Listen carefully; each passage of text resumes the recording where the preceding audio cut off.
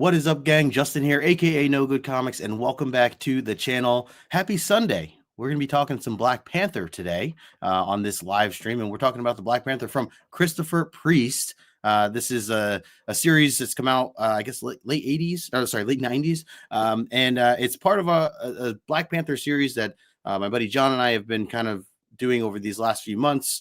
Really middle of last year, we were in the Hudlin series, and now we've kind of gone back to the Priest stuff. So let me bring on, we actually have two co-hosts today, and joining with us also is our good friend Darrell from Read Your Comics. So John and Darrell, bring you guys both on. What's up, fellas? John's still trying to get over the Kitty Pride. Why? Hi, how you doing? Yeah. Off topic. Yeah, a lot of tissues, a lot of crying. And it's been dramatic. And the time we got a time change going on. I mean, good Lord, the only thing that can save us is Wakanda. Yes, well said, well said. And thanks for getting up so early over there on the West Coast. Darrell, I forgot. Like, are you technically East Coast still, or do you? Yeah, I'm in the East Coast time. You are, right? Okay. Yeah. Half of Tennessee is central. Right, that's what I remember. Nashville area and west is central, but that always made me so confused. I've driven through that before, where the hour like changes mid drive, and I'm like, this is weird. But yeah, so yeah, good times. Thanks for doing this. I know we've had a couple schedule changes and stuff, but the Black Panther stuff I've really been wanting to dive into. And John, I really enjoyed the last discussion that we had on all the Hudlin stuff. Technically even more stuff to come with that, but yeah, Christopher Priest. I guess I wanted to. Well, let me first just mention everybody in the chat. If you guys are not following these two, you certainly should do so. Subscribe to their channels. You both do some really incredible stuff on your channels, and I'm just trying to keep up and put out my one reel a week or whatever I do. But yeah, so everything's in the description. Let me highlight the chat real quick. I feel like I'm like so off right now, John. I'm like, I almost hit the Bob McLeod video, it's morning time. We're talking about Wakandans, and there's no mutants in these books, and I don't know what's happening. No slideshow. Yeah, right. A lot. It's a lot. Let's see. We got Ruben Guzman in the chat. Cowabunga, my friend. Good to see you. We got Matt Impress Comics hanging out in the chat as well. Good morning. Good morning. Johnny been ready to go. Big Lion Cat in the house, dude. We missed you yesterday. I missed you yesterday. It was a good show over at King Con, but you were missed, Patrick. You were missed. Good to see you though. Let's see. He said I collected that Black Panther run. Awesome. Are you currently collect? That's awesome. Very cool. I mean, I'm certainly tempted to start to pick some stuff up myself. Just based on some of the stuff I've enjoyed. I recognize a lot of these covers. The artwork was fantastic. So we'll get into all that. We got Comics Kings. Brandon, what is going on, my friend? Good to see you. He says, got both Omnis. Love this run. Yeah. So me too. I got both Omnis. Yep.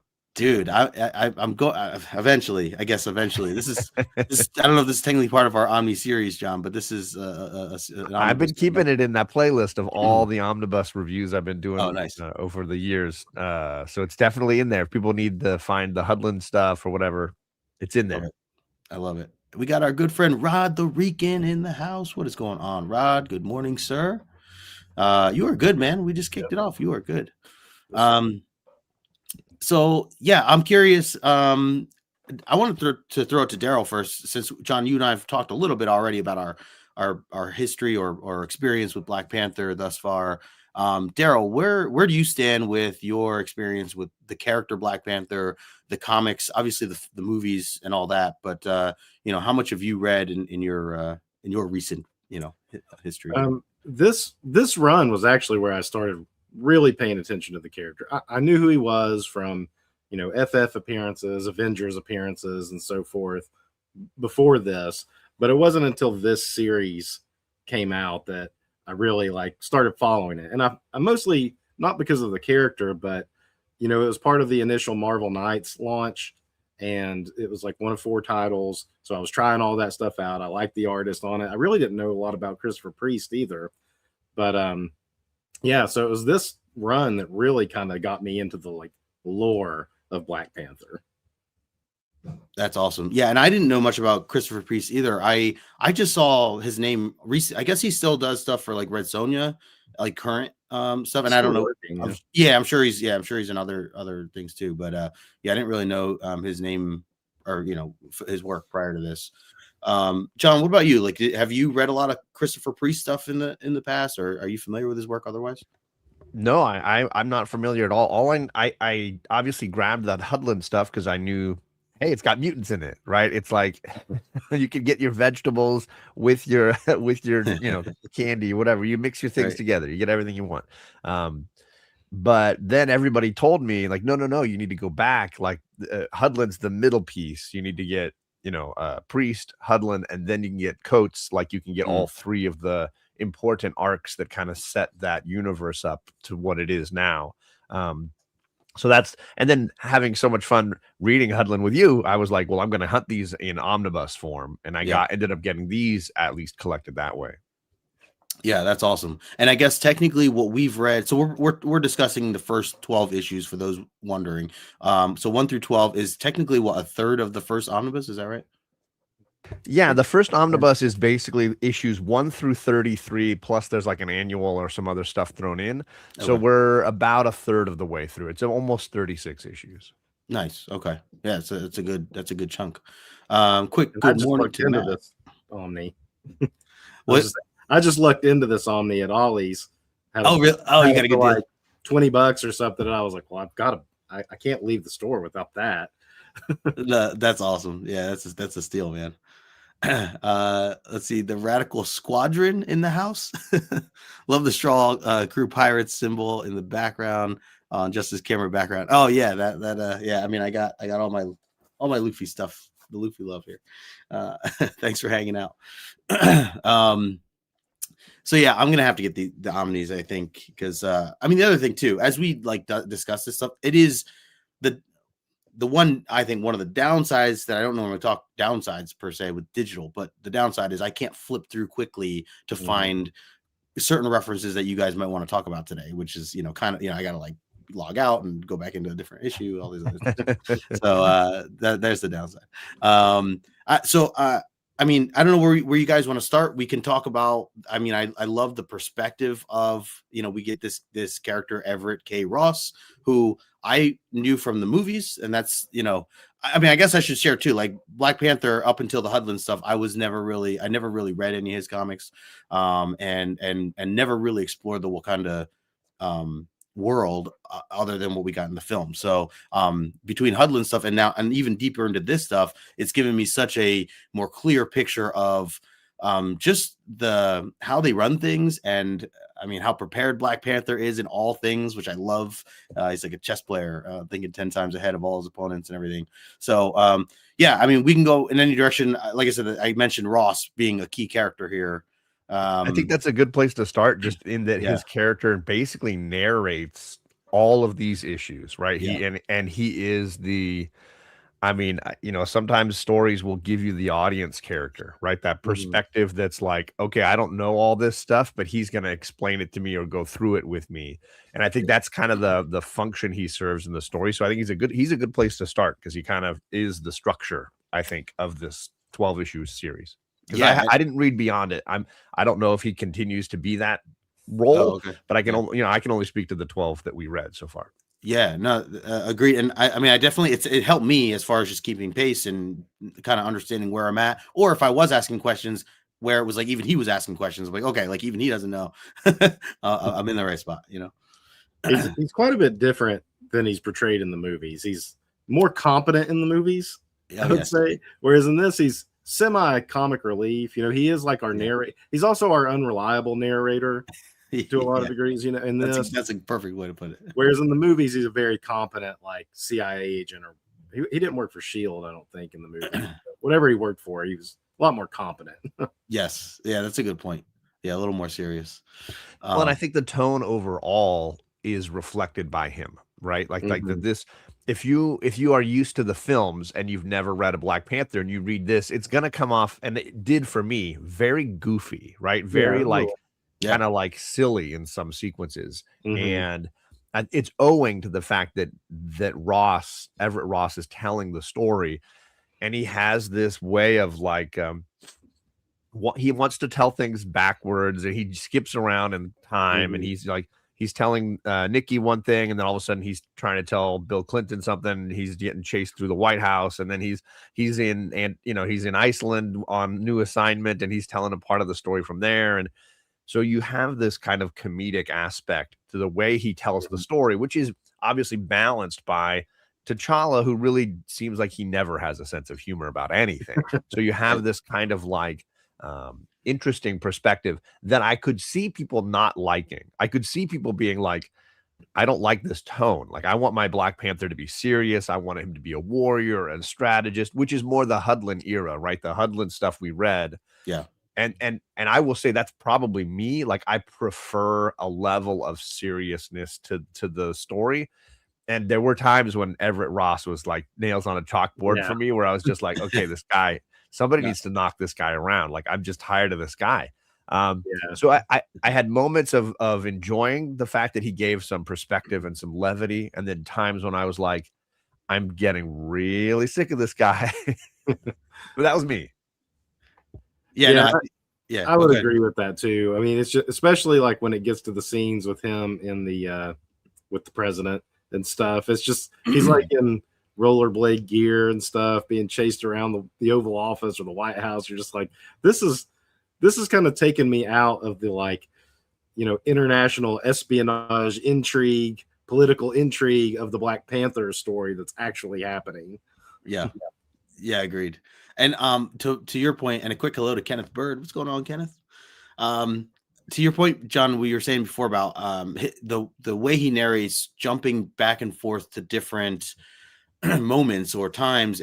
There were times where I struggled a little bit with knowing where I was or what it was in reference to, like, oh, he's talking to Nikki right now versus this is something that's like about to happen or something, you know, like I was just like kind of lost sometimes with where I was. I eventually got caught up, but it was like, it took a second, you know? Well, and they'll leave stuff hanging where it's like, oh, you know, the Avengers are pissed at him. And then it cuts to a few pages later and like, no, they're friends. They're working together. Oh no, wait, they hate each other again. Yeah. Or you're like, no, wait, he's hanging out with Mephisto. No, wait, he's in the Oval Office. No, wait, he's in Iceland. Like, it moves there's an almost ADHD quality to these 12 issues that feels like it's hard to sometimes know where you're at. And I think it's intentional. So if you can go along for the ride, I think it does reward you. Like, it's intentionally confusing. And if you stick with it, like, it pays off.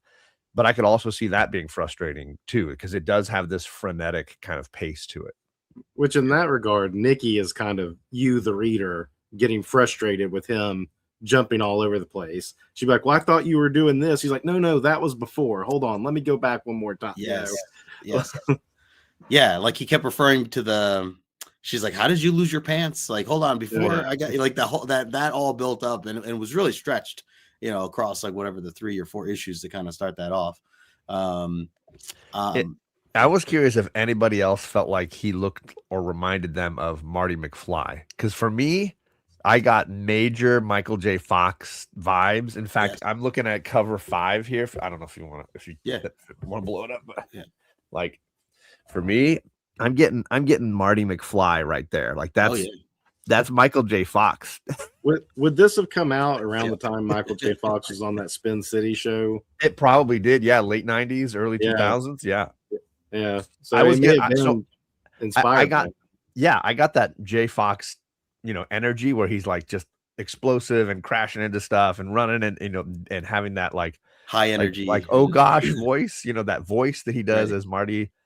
So that was just and it's obviously a very different version than the Martin Freeman version that we get in the film, who, again, you said more competent, less goofy. So I mean, it's just a take on the character. But that was my read. After the first few issues, I was like, okay, I gotta push Martin Freeman out, and I gotta like make room for whatever this guy is. And it became in my mind Michael J. Fox. Yeah, I do that a lot. I mean, I've been doing this a lot with the Black Panther stuff. For all of the movie actors that I picture, I read in a lot of their voices, even as I go. And I don't know I mean, it works, but clearly it wasn't written that way, you know, like from the writer perspective. So I almost like, sometimes I think, oh, maybe I need to develop my own voice for Black Panther or Okoye or and not. It's always going to be Chadwick Boseman. Come on, it's always going to be Boseman. It's true. It's tough in my head. It's always Boseman. Yep. But it's when you talk about the film, it's like really wild to think about how much they adapted out of this book into the films, but tweaked it quite a bit. Like Ross, like you just said, Okoye and the Dora Milaje. I mean, it's there, but it's like a lot different, and probably for the better in the movie, quite honestly. Right. So is this why everybody was so hyped on Mephisto in the movies? Was because knowing this story? Yeah, I think a lot of it came from this run. And obviously this is where the Dora Milaje first come from, and Okoye and Nakia, this is where their first appearances are. And that those concepts obviously bled over. And then Ta-Nehisi Coates had the sort of aesthetic, the Afro-futuristic kind of design for Wakanda. The look of that, I think, came from Coates. All three of these writers' arcs, I think, bled together to make this amalgam that we ended up getting. So there's some respect owed, I think, to each one of them individually. Yeah, that's interesting. Yeah, I could definitely see a blend of the three. Quick hello to Metal Elf Collectibles, a fellow ghoul. What's going on, brother? Matt pointed out the Mark Teixeira artwork, which I've never really explored Mark Teixeira's stuff. What he was Ghost Riders is, I think, one of the more like the bigger things he's known for, right? Yeah. So thanks to Sove, like I've seen some amazing artwork from Teixeira, but I've never like read anything where he did the interiors of. So this was a treat because I did really enjoy the artwork through and through. Really, I had no problems with any of it, really. I will say I did, and we can talk art for a little bit if you want. Like it was not what I wanted from it. And Teixeira is somebody that I've never really loved his stuff. It just, everything seems so like over the top. Like it's very 90s, right? It's coming out of the 90s, so you got to know that going in. His stuff always just seemed goofy to me, and it only added to what I think Everett Ross was doing. So maybe it suited the narrative, but it just seemed so. It just was too much. Oftentimes I was looking at it going, okay, it's just a little bit too wild for me. The faces were a little off sometimes, and so I didn't love it, and it was definitely something that I had to like force myself to keep kind of like going with it. There were, and obviously there's a few different artists in here. It's not just one, but the style is fairly consistent given that they change artists. Right. I generally like Teixeira. This one, I don't know if it's this Omni I was reading or if it was printed like this originally. I don't recall. It just gets like kind of dark and muddy in a lot of places. And I will say that the faces, particularly on the supporting cast, like Ross, lose consistency throughout. He's only on it for like the first 4 issues, I think, 4 or 5, something like that. And there are some like places where you're kind of like, eh. But when he hits a cool splash page, like the Black Panther running up the wall with a drug dealer in tow, that's just incredible. He does a lot of cool like transitions. Actually, I have that up. That's what I'm sitting here looking at. I was just looking at as you said that. Yeah, that's a beautiful page. And when he does show Mephisto, and he does the John Romita Jr. from Daredevil Mephisto, that's like kind of serpent looking, and it's like stuff like that he really excels at. But I think when he had to do the more like mundane talking heads stuff, it really got a little just muddy is the best way I can say it. And I think there's a big difference between drawing a mask and the single eye, one color kind of slit versus the complexity of a face and all the components. Because there were times when I would look at Everett Ross and he looked like a kid. Other times he looked like an adult, and other times he looked, I'm the colorist. Sometimes I would look at Everett and he would look black. Sometimes he looks white. Like there was a very challenging kind of like issue for me with Everett Ross. He seemed to be like this amalgam, and it was harder for me to navigate. There were definitely scenes where I'm like, is that Ross? Is that who is that? I And actually and again, I does ring think a it's the bell, faces, actually. the monsters, and the white wolf, and the characters that are wearing masks. That's where he's succeeding at his best. But like the normal faces, that's where there's a little more sketchiness for me. Yeah, Yeah, I agree with that. I do, now that like thinking back, I do feel like there were moments where I was questioning, is that Ross? Or just, as part of the narration or whatever. So yeah, that's a fair call. Oh yeah, Metal Elf, that the Saber-Tooth Mini by Teixeira. I think that's where again, the monsters, that's where I remember Teixeira enjoying his stuff. For sure. Yeah. Yeah. Good call. Thanks, Rod. Appreciate it, brother. Have a good day, man. Yeah. So, what else would I want to mention here? Let me go back. You want to get into some of the bad guys? Maybe we got several different bad guys in this. Yeah. Obviously, we've got Akibe, the puppet mask character. Yeah, I was calling him Akibe. Okay. Yeah. And then we've got Mephisto, as we mentioned, and we've got White Wolf, and we've got Craven. So there's a lot of characters being manipulated by the puppet master character, who is kind of like the overarching bad.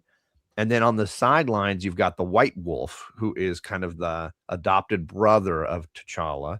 And he is very upset about their father's passing and has a desire for his brother to acknowledge the need for this sort of paramilitary Panther force to do the jobs they can't do publicly, right? Yeah. Right. And so all of these forces kind of are manipulating Wakanda and into different directions. Craven and Mephisto are just kind of like pawns almost in the game that's being played by Akibe and by the White Wolf. But I just was curious, Justin, your thoughts on some of the villains that we have kind of pushing the narrative here. Yeah, and actually two others I wanted to mention. One, the guy on the streets, Ramos, who was kind of the gangster, that was running things for a little brief. Yeah, he has a bunch of stories. Yeah, yeah, I do like the in and outs that he had provided, and he does cause some trouble, and part of that is bringing in Craven and all that other stuff. So yeah, Mephisto, I've never read anything about. So I thought that was really interesting to bring him in the way they did, and it was like almost jarring because you have like these, it's real world street level stuff, heroes and people visiting, the United States and all this other stuff. And then you have this demon that just comes out and sits next to Ross, as they have their whole hilarious bit throughout those, early issues. Yeah. All the pants. Yeah, that had me laughing. And just the casualness of all that, because he's like, I'm not here, like you would assume a devil would just kill the guy, but he doesn't. So yeah, I like the like you said, the really more minor roles that they played, Craven played. We didn't get too much, but I love the battle scenes with Craven, and I don't know which artist was on that particular stuff. That was Joe Jusco. That was just okay. So that I think I was not fully separating those names as I was reading through some of this, who was doing what. But I think Jusco stuff really stood out because some of that middle stuff to me, especially those fight scenes with him, they weren't naming them as like writer, artist, inker, colorist. They were like storytelling by and whatever. So some of the credits were confusing to me to know like. Oh, was he inking this? Was he drawing this? Was he writing this? Like I had assumed Teixeira was doing a lot of the writing because of the way they say that the issues were by two people, and then it said storytelling by, and I was like, well, I don't know who's getting credit for what here. I mean, obviously it's a collaborative medium, but for me there were times when I was like, wait, who's doing what here? I didn't know if Teixeira was just writing or if he was, doing the layouts and then letting someone else do most of the work. But it's hard to navigate some of that. It's a good point. The other villain that I wanted to mention was Ramonda, the mother, who. So I as I'm reading this, there were some sketchy moments, right? And I was like, like I'm like associating her to the movie, and I'm like, well, I know she's good, but maybe she's not, and so I was a little conflicted with the knowledge I had post these stories, and I'm like, maybe this is, I mean, these are comics, who knows, like she could have been a villain in the beginning and then maybe changed, or maybe this is not her. So her working with Akiba was threw me for a loop, which I'm sure is what the writer certainly wanted. So I was kind of questioning a lot of that stuff as I went. So I just wanted to mention her. We do get the bigger discovery of the genius how of far the puppet master has gone. And Black Panther doing his thing like that. That makes me love and appreciate him even more for just his mind and the team that he has around him. But I mean, this Akiba guy was creepy. The hand puppet was a little weird, wild, but that's kind of what I took him for, was like this Joker-esque kind of guy, like which I guess I wonder how he even got into that position and everything else to be so wacko, and then be in this spot. I mean, I know he finagled his way, but he must have put on some sort of fake persona or act to get in that position. And I don't think this is his first appearance. I want to say this is a character that's been around for a little while. Oh, okay, yeah. By the way, you said this was the first appearance of like Okoye and Nakia, the Dora Milaje were invented. I had no idea. Issue one of this run is their first appearance. That is so cool. Yeah, I meant to say that before. That's cool. And okay, yeah, I just assumed all these players were from like, I don't know, the 80s or something like that. So it's cool to know, and it makes sense. Like this, why now this hashes out a lot more of the details of what we get in the movies and all that stuff. So this was actually Black Panther's longest run at this point, because he did in a title called Jungle Action. He had like half of it, and then Jack Kirby came in and did a short run that completely changed what Don McGregor was doing in Jungle Action. And then in the 80s, in Marvel Comics Presents, Don McGregor came back and kind of picked up a lot of the stuff he was doing in the 70s and did like over about 20 issues of that, like 8 pages at a time. Oh, wow. Okay. Did an extended. But then Black Panther throughout most of the 90s had not much of anything coming out like as a solo title until this. And it, like I said, this came out in the late 90s. Marvel was going through bankruptcy. They brought in Joe Quesada and Jimmy Palmiotti, gave them 4 books to do the Marvel Knights launch, which was Daredevil, Black Panther, a Punisher series that we don't talk about, and Inhumans, the one that Paul Jenkins and Jay Lee did. Those were the 4 big Marvel Knights titles, and would eventually lead to Joe Quesada becoming the editor-in-chief of all of Marvel. So you can attribute this book as being one of them. And it was only supposed to be a 12-issue run for the 1-year contract, but this book picked up so much steam that after that initial Marvel Knights contract ended with issue 12, it just moved over to the main non-Marvel Knights line and continued on until like issue almost 40 or 50, I think it almost went. Wow. Before they canceled it and rebooted with Hudlin later on, like a year or two later.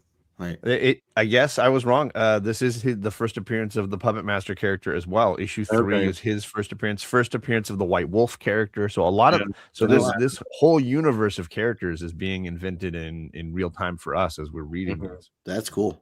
That's really cool. But for me, that makes me even more confused, because I had a ton of questions about these characters that seemed like they were not really interested in answering, as far as like where did this guy come from? Like, what's his deal? I know that they mentioned the soul that he sold to Mephisto, and the interrelationship between the two of them. But I was assuming this is a character that had been around for a little while, but I guess not. So there you go. Well, there's a lot going on, really, because it deals with like civil unrest in neighboring African nations, which led to like a refugee camp in Wakanda that this Akibi was in.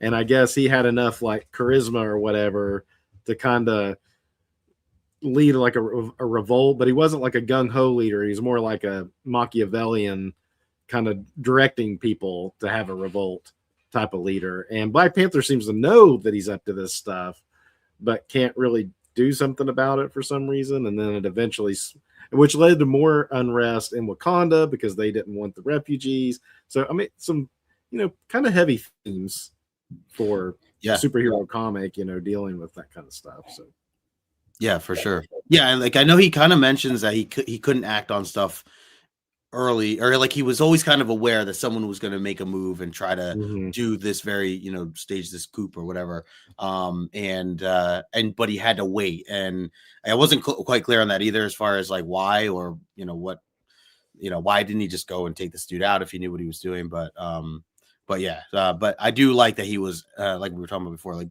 just so prepared so in advance for setting this whole thing up and getting Ramonda involved and everything else. What about you, Darrell? What did you think about some of these villains that we were reading more about? It was cool to see Mephisto. I really like the White Wolf. Akibi, he just kind of like Ross. He gets a little too silly with like the puppet stuff, Yeah, it got to fully take seriously. No. And Ramonda, you're kind of like, there's a double twist with her, but you feel like she's really the one, the machinations behind it all for a minute. Yeah. And then all of a sudden she's not. Like, so I like all the twists and turns in general. Akibi almost got like Silver Age Joker style though towards the end. That's what I was thinking. It got like dramatically more like Joker, especially in those last issues. Yeah. Which I didn't hate. I mean, it still made for overall an interesting storyline and art. But I did really like Kraven's appearance in it. I thought, to have like was about 2 issues that Kraven and Black Panther go at it. That's like a perfect matchup for just some like fun superhero. Like, hey, we've got this like African cat guy. Let's put him against the African hunter guy. Like, it just makes too much sense. So that was really fun. Even though I don't remember Kraven's exact status when he came back to life, like around that time. I guess it's just this point. I'm just like, well, I just accept that he came back at some point. I don't know anything about Kraven, so that was all new to me. Well, he had a last time, I'm sure. Yes. Yeah, and I it's funny because I was trying, as I was, even before I like dove into the issues, I like looked at like some of the covers, or even as I was going through some of the covers, and it just seemed like every story, every issue was so dramatically different based on the cover. Now, again, it all connects, but like, when I saw Kraven on the front cover of the one, I'm like, wait, he's showing up in this? Like, this is so mixed here. Or like, what, like who's, they get rid of this Akibi guy by that time, or like, what's the deal? But so some of that was like definitely threw me off. Just again, more cover based stuff. We do get the Avengers. I think it's an example of like some of the frenetic storytelling, and whether that's Christopher Priest's style, or whether it's Everett Ross as a narrator, or a combination of both. There were definitely times when I was like, wait, what happened to that character? Did they just drop that plot line? Like some of that confusion happened for me, where I was just like, let me go back and double check where that character left off and where is he now, and what does this mean? Yeah. And Matt says, I agree. I wasn't expecting Kraven, but when it happened, it makes so much more sense. Yeah, for sure. What about we got the Avengers showing up here for a little. They had a bit of a more than a cameo, really. I mean, I guess Captain America for sure. He had a big bit to do. that whole scene, or that whole issue with the riot, was pretty wild. I thought. A lot going on in those particular. They shot my man Thor in the head. Yeah. Right. That took a minute for me to figure out exactly what happened there. I had to like go back, but what exactly happened here? Why did? And then they don't tell you. He gets shot in the head and falls down, and you're like, did they just kill Thor? Everybody just ran off and left my man. Like he's supposed to be immortal or whatever, and they shot a bullet, took him out. Like, what's this? I saw that in my mind. I was like, he'll be fine. He's a guy. Maybe that's now we know we can at least stun Thor with a bullet to the head. So like, at least for a few minutes. And we don't know if those were real bullets or those other bullets. Those gel. Whatever they. Bullets. Yeah. So I loved issue 8 with the throwback. I guess Jusco did it where he like imitates the Kirby style. Yes. And he's actually referencing an issue of Captain America here Yeah, issue Black Panther was 100 like a regular character in Captain America for a bit. Yep. Yeah, that was cool and really well done. Yeah, I loved those. Are easily my favorite pages, I think, of the entire run. So was that Amanda? So those first Amanda pages. Amanda Connor is actually listed as a penciler for pages 1 through 5 in this particular issue. Okay, so maybe she did it and not Jusko. Yeah. So Amanda Connor probably did those pages. Yeah. So right there at the beginning I agree. of issue 8. Yeah. Yeah. Even that. So you guys, you have it up right now, right? Do you guys have? Can you show this? Is this across the splash page? Is this across 2 pages? Yeah. Oh man, that it is. Yeah. Yeah. Oh yeah. Okay. Yeah, that's cool. Yep. It looks. Yeah, because I saw that digitally, and I captures that style perfectly. Mm-hmm. I love that. Yeah. I was all in on that. When I saw that, I was like, okay, can we get a whole issue this way? I know. I really need it. I know. Now you're like, ooh, I just want to go back to this style. Yeah. Not the third shade of Jusko. Of course, Jusko's better. I always think of him, of course, for those masterpiece cards and covers. So it's like when you get interiors by him, they're really well drawn, but they're also a little stiff because he's more of like a single frame illustrator and not a cartoonist as much. But I mean, he still has some great pages of some action and stuff happening. Yeah. Oh, what did you guys think of this whole? Oh yeah, so I'm just as I flip through this, kind of being reminded on his lover Monica, that whole like kind of story that's run through. I wasn't familiar with her either, but like because even flipping through this issue, there's a sniper on the roof. And the sniper is the one that takes out Thor and is aiming at all the Avengers and basically, is part of this whole riot. And when he jumps up on the roof, Black Panther, I like that they it looks like a guy, like they got this fake nose and all this other stuff like covering.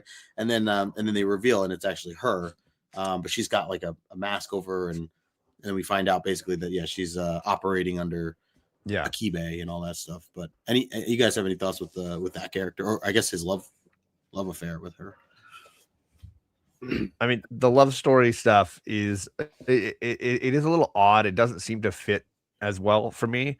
She feels like a character who's like, I really didn't sign up for this. I just wanted to have sex with a king once, and now I'm like in this. I'm way in over my head on this. Can I just bow out at some point? I want to just go back to my condo. I don't know how to feel about her. This is my first connection to this character. I don't know if she had been in a previous storyline and had already been a love interest. And then you've got Nakia, who's like, he kissed me once in a limo. Like I'm in for that as well. Oh yeah. And that felt Nikki a little bit like a Three's Company problem that could have been solved with a single conversation versus like, why are we dragging it out for 4 issues? Right. Like sometimes like, okay, just tell her you were under the possession of a devil or whatever. Maybe she'll understand. But here's because the other Okoye is kind of saying that like he was not in his mind, like he was being controlled, like trying to no, he wasn't. Right. And then Nikki too obviously had a relationship with him as well. Some of that was just like, oh my God, is every woman in this orbit like infatuated with him? Like, yes. I mean, I get it, I guess, but my goodness. Well, and the fact that he that he's like hooked up with them in some way, shape, or form each is, to me, it started making me kind of question, like, or just ask the question of like, who is Black Panther like this? Like, is he one to get around, or yes? Or, I mean, I'm just gonna say yes. Like, this is known. It is known. Yeah, I mean, I guess the one of the Adore Milaje girl, Nakia, that was more of a fluke, Mephisto thing. But yeah, the Nikki thing, I was like, oh, okay. Like, I don't know did we need that? Like, I don't know if we need that. It felt very unnecessary. I don't know if she was around in like the Don McGregor era or something. That maybe. I don't know. I didn't go look it up to see, but. Yeah, because we don't get any other connection otherwise. At least not yet. At least. Yeah, well, other than like she was originally assigned to be his envoy, but she passed it off to Ross, who she's in a relationship with. Okay. And then it's like that still seems kind of necessary. You could have just had her being his superior and her him answering to her, you know. No need for a kiss or whatever. Yeah. So for a whole backstory of their college relationship, some of that did seem unnecessary. Like it was just too much like love triangle stuff. Yeah. With the Black Panther. The Monica part, not that kind of made some sense because that was to like mess with his head because he apparently wanted to marry her and stuff. And yeah, it was pretty serious at one point. But the Nikki part was just like, this is kind of dumb. And the Nakia, I don't know where I fall on that. That was just weird because of the way the Dora Milaje are portrayed as teenagers in this. It's just kind of a little bit of ick there. So I'm glad they changed that up for the movie stuff. But yeah, you know, they're badasses in this. I mean, yeah. For reference, Monica Lynn apparently first appeared in 1970 in the original run of the Avengers in issue 73. Okay.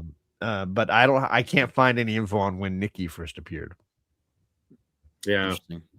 It makes sense that Monica is like an older character that's been around and they kind of just got back to her, but but again, even John, to your point, like, her character, other than that was the only purpose it really served was like what you said, Darrell, was just to cause this extra attention or concern with Black Panther. But I mean, it didn't really, nothing really came of that, right? Yeah, at the end, she got pushed out the door at the end. She got pushed out didn't she get pushed out like the airplane or something with the other Dora Milaje in like the last issue or the second to last issue? That was basically it. Because then afterwards he's like, "Where is she?" And she's like, "She's dead. She didn't make it or whatever." And Black Panther's they tell us that she died, but they don't actually show us. Yeah, he's like, "I could tell you're lying, and you're gonna pay for that." You know, like it was almost again comedic, you know, at that point. Yeah. But like it was just a small bit. But that was all we got left of Monica was really the mention. Like they were rescuing her essentially in issue 11 maybe, and he's like, okay, like we have her now, Nakia, you fly her off and to get her out, get her to safety or whatever. And in her mind, she has this like anger still of like this girl, who is this girl, Monica, and like ejects her out of the plane. And then like, and then later he's like, where is she? And she's like, she didn't make it. And he's like, you're lying. I can tell you're lying. Anyways, it's just a small bit, but it just like it had me laughing. But yeah, so Monica didn't really end up being much of anything after that. Anyways, it's funny because I turned the page to the first page of issue 13 and he's rescuing a woman from wreckage. It might be maybe it's Monica. It might actually be that, because the next issue is actually called The End, which is funny to me that we stopped one issue shy of the end. Oh yeah. we could have read the end and maybe but it's like a double-sized issue with a lot of other things going on in it. Oh yeah, and I do see Monica flying around on a bike there. Okay. So I mean, I know she continues on because the only two issues that show up in Key Collector for her are her first appearance and her death appearance, which is in 2018. So she's got a ways to go still. John, I wanted to ask you about the I guess stepbrother or the white White Wolf. Yeah. What did you think of that character and kind of his background to doing what he was trying to do? I think he was my probably favorite of all the villains. I think just because he had a very clear moral objective and very clear perspective, and ultimately is the part of T'Challa that's not mourning his father's death, right? This is if you want to divide it up that way, these are two brothers who lost a father, and T'Challa has decided to just keep going as king and focus on that.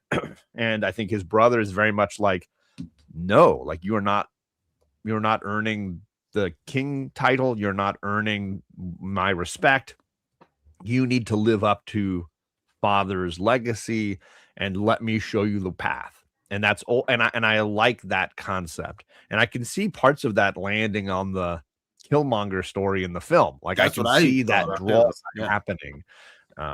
So I like that stuff a ton. I wish he had been more of the focus and we had kind of just left some of the other villains aside and made him the mastermind behind all of this. I think I would have preferred that a little bit. Yeah. But I get the function that we had to have something happening in Wakanda over here and something happening in the United States over here. And and something clearly happening in the underworld with Mephisto. Yeah, but he was easily the better villain for me, and felt like the right character for this arc. Yeah, I also like that he wasn't. I mean, that his whole mindset or purpose behind what he was doing was not that he was evil, as one would typically, the villains are typically drawn. So I just like that he had more of a an honest, reasoning for wanting to do what he was doing. And he just kept screaming like, command me. Like he just kept being like, I want you to live up to what you're supposed to do. Like, tell me what to do. Like, command. I'm lost without a leader who tells me what to do. Yeah. And I feel rudderless, and I need you for this. And that was fantastic. Yep. I was wondering if we got more of the, was it Atu Saraze group at some point. I mean, I know it's essentially not a group, but I feel like that could be a cool bring back, or even maybe it's already been done, but even for like future writings, or kind of bring the idea of that group back in some way. Not that Black Panther would approve it, but maybe they somehow rise up, or I don't know. But it's just like this violent group, right? Essentially, is that the rival nations has the kings back. They're like a mob group for doing the dirty work. It is interesting, the White Wolf being used for Bucky in the movies as well. In the movie, taking that name, that title, and applying it to him instead. Yeah, I don't know if you noticed that, Justin. I didn't. That when Sebastian Stan's character Bucky Barnes is in Wakanda, they call him White Wolf. That's what they call him when they give him the new Wakanda. I kind of remember it, but I didn't even think of that while I was reading this. That's interesting. BLC had a couple things. He said, did you know that there was a variant cover for issues 1 and 2 of this series? I did not know that. They're in the omnibus. They give you at the end of each issue, they give you all the little variant covers. Let's see if I can find that page. Curious who so like when you finish a story, they give you all the different variants that you could buy. Like the cover A is the one up there, the one that I think everybody knows, but then they have the other three covers you could have gotten. That's cool. Yeah, which I love that cover A, the number 1 by it's so good. Oh yeah, I feel like running up the side of the building. Iconic, yeah. When I was making the thumbnail for it, I was getting a close look at it, and it's just like, definitely stands out. I also feel like this book is the first time that they show like Black Panther's suit with like kind of glowing parts and things that like show that the suit actually accentuates good call his abilities, because previous Black Panther stuff, he's just wearing like a black suit and just kind of hops around and like super agility. But in this, it's like, the soles of his shoes are glowing, and like he pulls out like a little laser knife, and the parts of his like around his neck, the little like kind of claw mark thing around him and stuff. All that stuff would get incorporated into what we think of as Black Panther in the MCU. But it all started again. That stuff started here because that's not how he looked before. Yep, good call. Yeah. By the way, Patrick also said that issue 4 was the first full appearance of White Wolf and first full appearance of the Atu Sarase. Very cool. I'm gonna have to hunt some of these books down. I assume they're a little pricey if they're these keys or whatever, but still cool run to have. I also wanted to bring up. I had to bring this up, and John, just with our experience with some of our recent reads, especially. Actually, let me do it. Sorry, honey. Let me do it like this. So this scene and these scenes, just in general, with the claw, for a quick second, I said, "Are we in Murder World? Murder World? Are we getting arcade? Is arcade really a Kibe? Like, what is going on here? Like, I felt like the pinball, like it was the pinballs, like flying around. Yeah. Like, it took me right out of the story. I will say, I was like, this seems stupid to me. Like, I was not happy about it. Like, I did laugh, but I don't think it was the right laugh that they wanted, perhaps. No, but it could be 2026 eyes on a 1999 book, maybe. But I was thinking of Murder World. This as you should. Even in '99, and the tone of like, even though Akibe is like a goofball with the puppet and stuff, he was also like murderous, like beating Ramona in the back of Oh, the yeah. head. You know, Oh, so yeah. then for him to have this like giant claw machine Yeah. just out of nowhere, it did kind of be like, well, this is a bit much. But I mean, the death trap of it with the acid and you know, Yes. T'Challa was naked and Ross's narration about being in there with him naked. Some of Oh, that, yeah, like, that was humorous, but yes, it was. Yeah, it was like it's just not matching the rest of the tone of the. you're right. What we've been reading to this point, it just came out of nowhere. Man, I forgot about that whole thing. Like, he's like, but you're naked. He's like, yeah, get in. He's like, and Matt, yeah, I'm glad I'm not alone here with the arcade. And we got our good friend Kate. What's going on, Kate? Good morning. Talking some Black Panther. Yeah, so that was a good call. Yeah, I mean, it was like out of kind of forced in a way, but it did have me laugh. Yeah.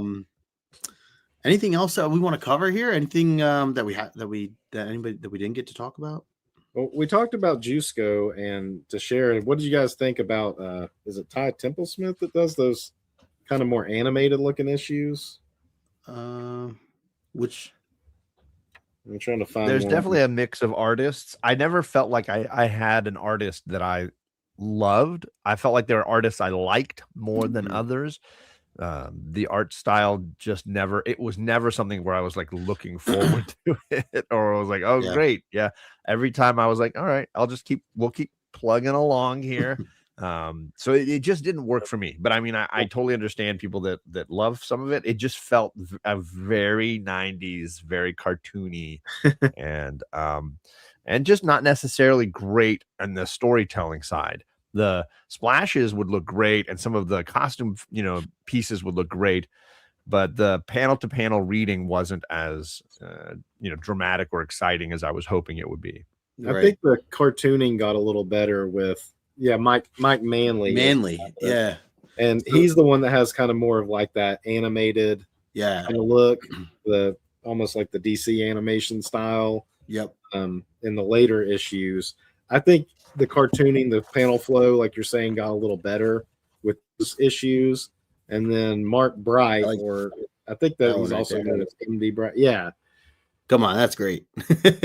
This was Manly. This was what you were talking about, Manly. But you're right. Yeah, it definitely has more of that. Almost like DC animation. But it's like, and again, but that's just such a tonal shift from those. You go from Cher to Jusco. Yeah. Kind of. There's like they're both painterly, So and then you go to this like animated style. So I think that there was a little bit of inconsistency on like trying to keep up with the art through these series. Now I think they get a more regular artist after this that stays on it pretty consistently. After, but these first, it's almost like they were trying to experiment, like trying to find the right voice for the book or something, and never quite landed on one thing. Well, and I think Marvel Knights was an experiment in its own. So I think finding the right artistic tone for a book that was supposed to be a little more adult, a little more dark, a little more violent. I think they were trying to find that right tone for it artistically. For sure. Matt agrees. I like that. Yeah. But I just checked.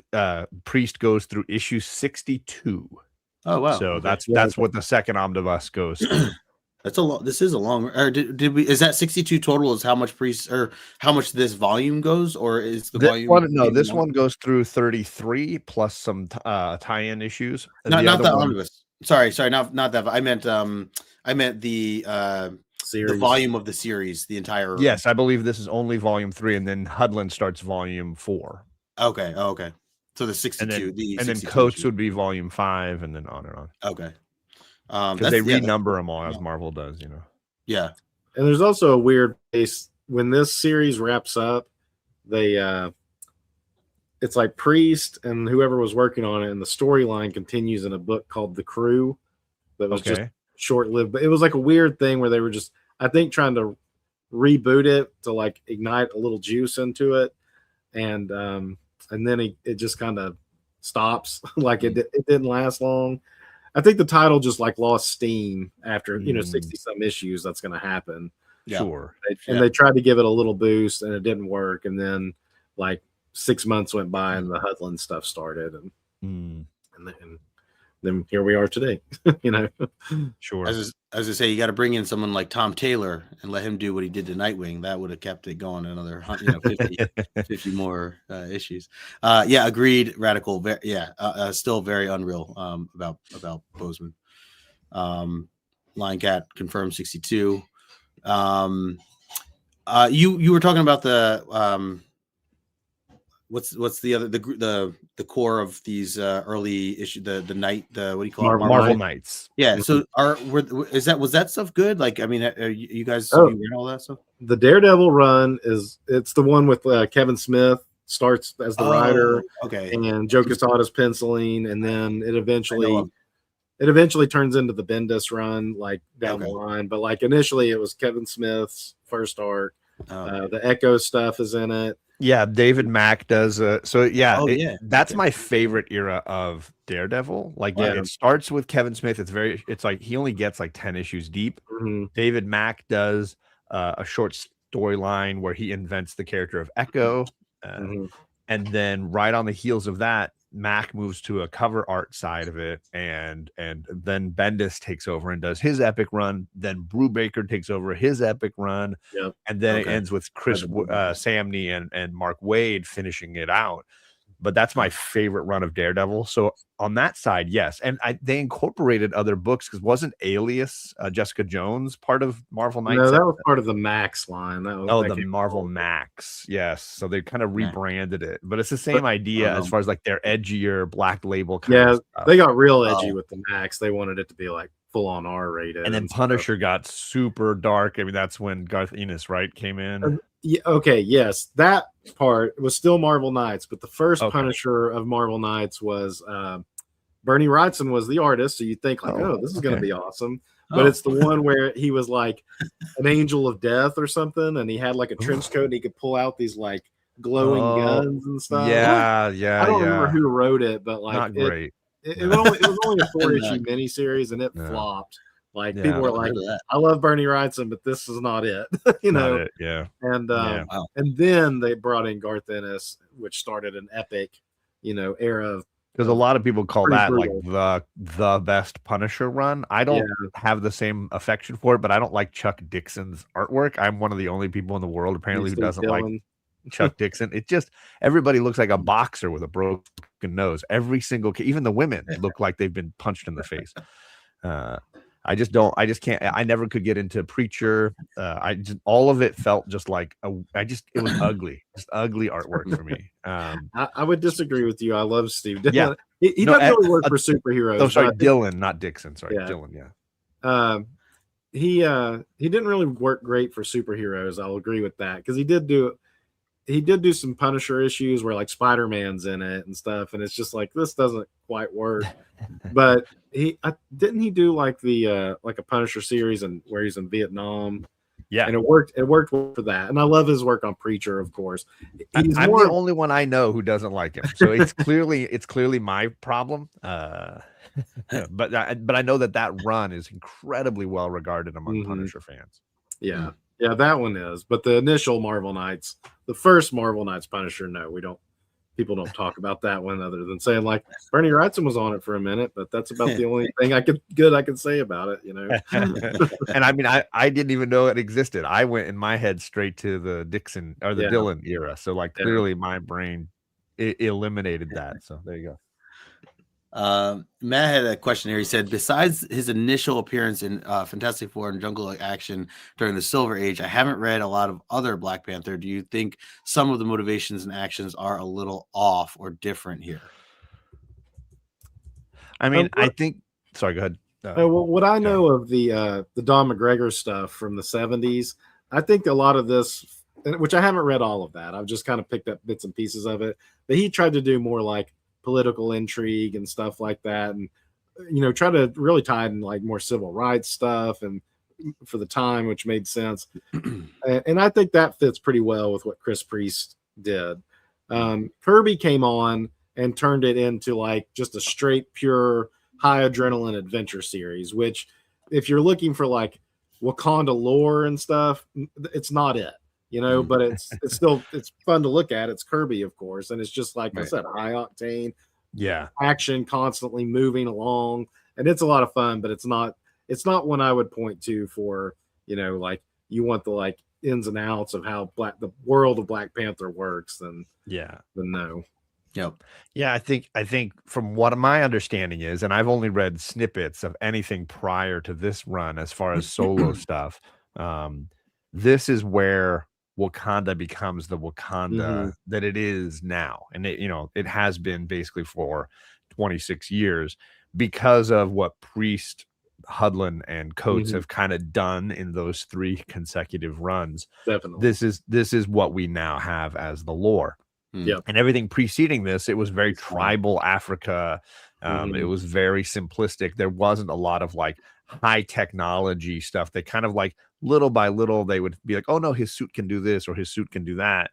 But the concept of, you know, expanding these technology elements, it all kind of happened here as far as I understand. Yeah. Yeah, it's pretty cool. He says, not exactly bad, just different than what I had expected. A few other things here, and then we'll wrap up. I know we're hitting this hour mark here. Radical said Black Panther was he the first superhero in Marvel history that came from a royal family? I mean, Thor, I guess, right? Yeah, Thor would count. Yeah. Good question. Others jump out. Yeah. I don't know. Yeah, nobody else really. Well, Namor. Oh yeah, definitely. Yeah, John loves Prince Namor. Yeah, my favorite. John has issues. I have a lot of issues, not just the 5,000 comics I own.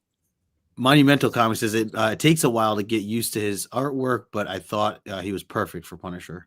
Talking from earlier. Yeah, Steve Dillon. Dillon, Bill Graham on Black Panther was classic. Yeah.